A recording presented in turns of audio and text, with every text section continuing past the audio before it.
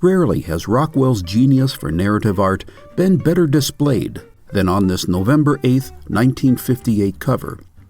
A quick look conveys the story. A politician is comically stunned to learn he's lost an election. But as usual, Rockwell includes details that add depth to the story.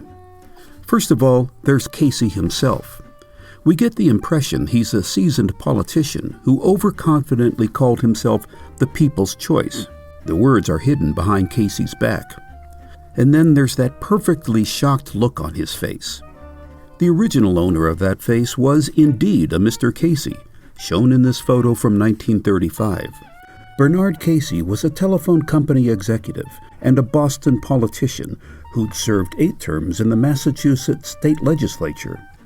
23 years later, a more jovial Casey posed for Rockwell. He was put in several poses before finding one that best illustrated the candidate's state of shock.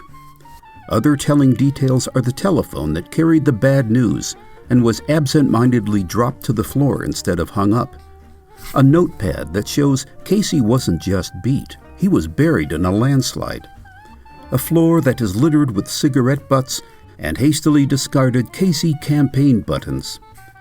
Casey's character is reflected in the crowd of well-wishers who have abandoned him and are crowding into the elevators.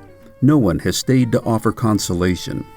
But one interesting character pauses at the threshold for a last look. The model was Tom Carey, whose weathered face reflected his 50 years of delivering Stockbridge mail by horse and buggy. He has the bemused look of an old-timer who knows just what happens to overconfident candidates and is now enjoying being proved right. This video is brought to you by the Saturday Evening Post Digital Archives. Saturday Evening Post members can explore our 200-year-old archive and receive 6 issues of the Post print edition for only $15 a year.